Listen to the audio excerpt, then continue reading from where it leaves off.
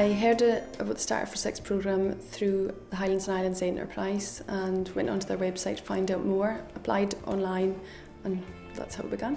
I actually found out about Starter for Six a day before the deadlines, actually, just through searching online. We were introduced to it by our tutor in university, kind of guided us towards it because we'd spoken about setting up our own thing. Peter Gerard here and myself, we're both filmmakers, and we've made a number of documentaries and so forth, and when we got to how we could best exploit the rights, we were dissatisfied with the results. Basically, we didn't make any money, so we thought maybe there's a better way we can do this, and we came up with this technology called Distrify. Strike Your Pose came about because of a project I did with Craft Scotland. I came up with the idea of asking people to pose on a plinth, and I took a picture of them and then printed it off, and I made a pin of their pose in front of them. Well, I've been working in the Japanese animation industry for the last 7 years now. As a part of that, I noticed there was a lack of animation festivals in Scotland nowadays, which is where Scotland Loves Animation starting up came from. We're a charitable company with kind of the remit to promote animation of all kinds.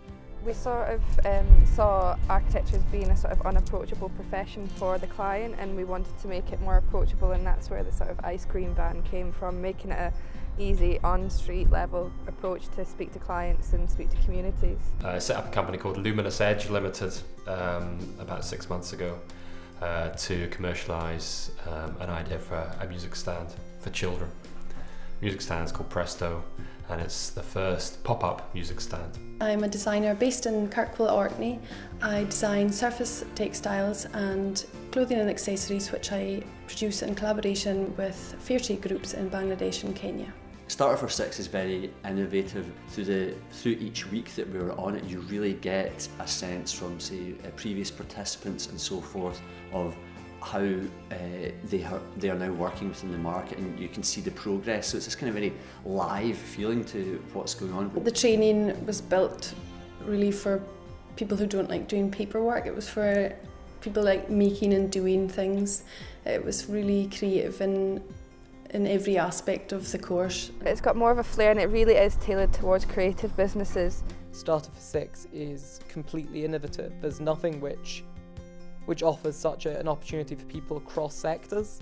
One of the best things for me was being with the other businesses. Just the ideas that kind of bounce off everyone that was really good.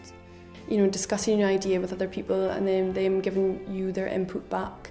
It was really interesting. People came up with so many different ideas, things that I'd never even thought of. I learned through that collaboration and participation, there's lots of parts of our business that can benefit by example of how they are tweaking and changing their business models as well. One of the main benefits was that I got a business plan out of the process. We've done architecture, and it's a very broad degree, and it gives you a lot about kind of marketing ideas and managing different things, but really we hadn't got business skills, so that's what it really helped us with and kind of got us thinking about how we could best bring it to market. The coach in a box side of things was amazing. That kept me in touch. After each training session, we had a coach in a box session over the phone. Really just inspired me. The skills that I learned from those other parts and those other people that came in, all of that I use now, and I think it's one of the key reasons why we're moving ahead quite quick. Both sides of the business have developed since Starter for Six. The retail side, we're expanding our ranges, and the wholesale side, I've been to 2 new trade shows, going to further 2 retail shows, and really establishing a wider customer base.